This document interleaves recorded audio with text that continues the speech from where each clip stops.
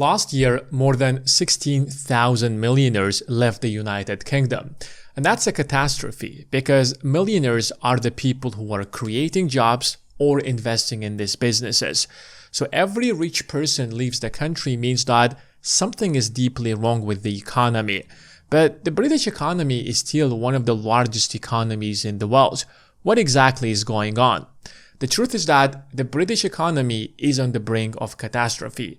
And it might seem like an exaggeration, but let me show you the facts. The UK is one of the largest holders of the US Treasuries. It holds about $888 billion. That's almost $1 trillion worth of US Treasuries. And recently, it has been exponentially growing its reserves. So the question is, why wouldn't the United Kingdom take the $900 billion invested in the United Kingdom and build an environment that would keep rich people in the UK or attract more rich people from outside the UK? When rich people come, they create jobs, they bring investment, and they spend far more money, which grows your GDP, which grows the tax revenues, and overall grows the economy. But the reality is that these $900 billion do not actually belong to the British government. And that's why Britain cannot possibly spend that money. The global economy runs on the US dollars, which means that if you want to use dollars, you have to use American banks. But there are a lot of restrictions with the US banks, which means that if the rest of the world wants to actually use US dollars, it is extremely difficult for them to do so. Which is why they're using the United Kingdom as the middleman to do business with US dollars from all across the globe. And secondly, there is a huge time zone difference. When the rest of the world wants to do business, US banks might actually be closed. And that's the gap that the United Kingdom is filling. UK banks are not as regulated as the US banks, which means that they can take a lot more risks than American banks. The problem with American banks is that they're highly regulated, and even when an American bank opens a branch outside the United States in any other country, it's still being regulated by the United States because the parent company is in the United States. American companies, American citizens are paying taxes to the United States even if they operate globally. But that's not the problem that the British banks have. British banks are trusted by across the world because Britain has been the global financial capital of the world for the last few hundred years.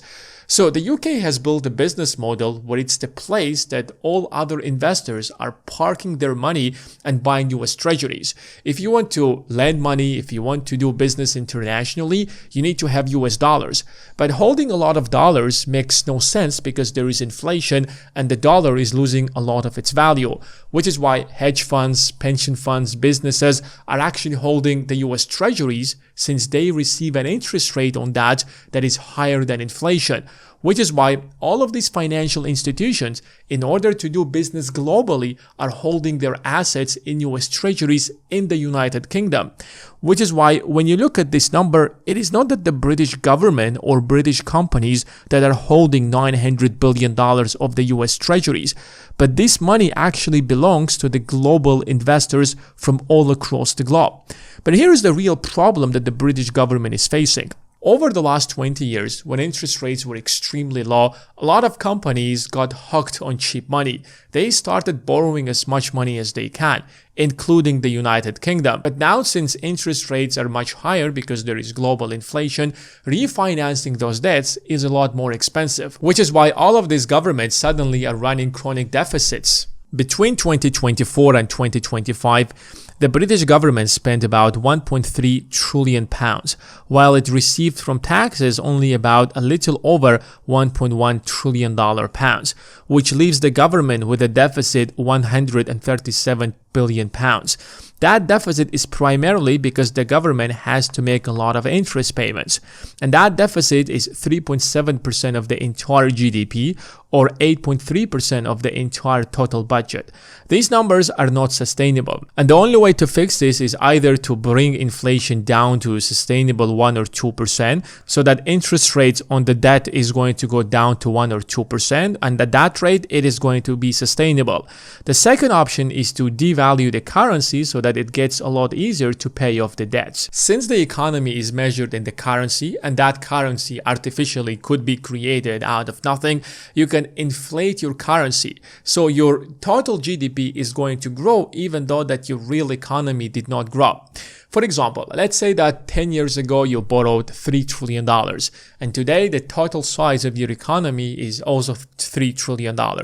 So total debt to GDP ratio is 100%. But what if you suddenly start printing a lot more money? What if you suddenly print way more money that your total GDP is going to double to $6 trillion? Now, did the real size of your economy grow? Did the real output of the economy grow? Not at all. You simply inflated your economy by printing more money. But here's the good news. Your debt is still $3 trillion, but now your real economy is $6 trillion. So the new debt to GDP ratio is not 100%, but rather 50%. And that's how you get rid of your debt, by devaluing your currency. And that's what the United States is trying to do. It passed the big beautiful bill. It is printing trillions of dollars, lowering down interest rates to drive down the value of the dollar as much as possible to make it way easier to pay off that debt.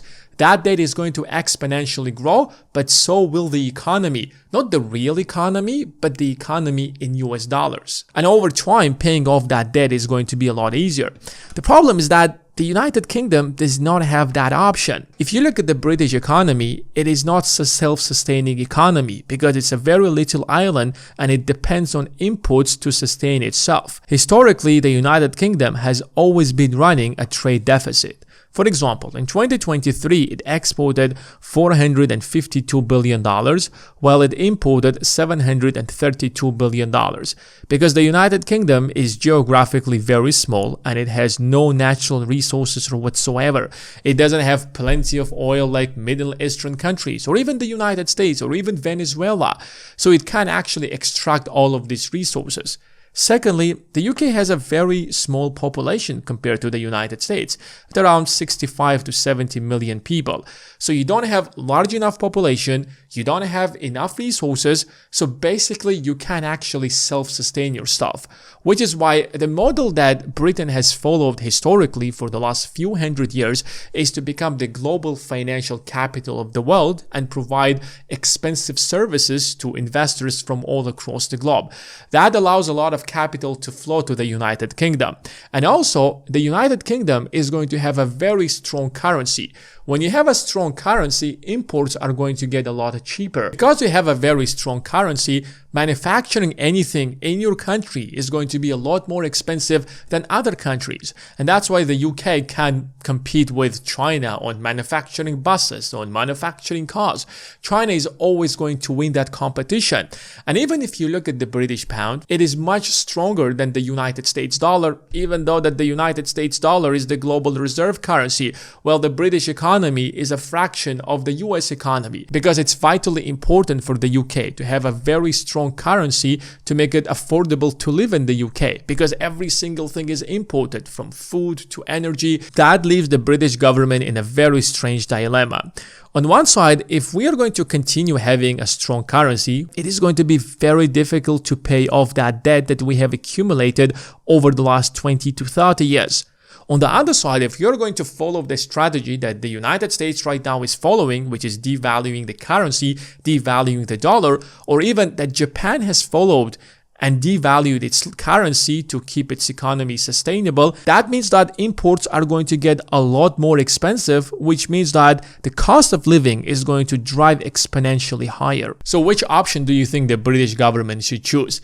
Devalue the currency and make it even more expensive to live in the UK, or keep the currency very strong, but the government cannot possibly afford to pay off its debts. That's why the British government is so desperate. It's taking actions that it shouldn't take because it is hurting the economy in the long run. The British government simply doesn't have like a good solution. It's like two very bad solutions. The only question is that which of these solutions you are going to take. So the only way to thrive in this economy is to make sure that you are an investor. Because when the government is devaluing the dollar, it's not just the cost of goods that are rising, but rather the price of assets are also rising as well to adjust to the new value of the currency. That's why you see at the stock market, prices are astronomically rising. If you look at the house prices are growing. If you look at the gold price, they're literally going to the moon. Gold prices have increased from less than $2,000 a few years ago to almost $5,000. And they could even hit $10,000 by the end of this year, because the governments all across the globe are massively devaluing their currency. So if you want to win in this economy, you have to be an investor, which is why I put together a completely free investing course so that you will start investing. It will teach you step by step how to start investing, how to build a portfolio, and how to understand the markets. If you want access to that course, just check the first link in the description of this video.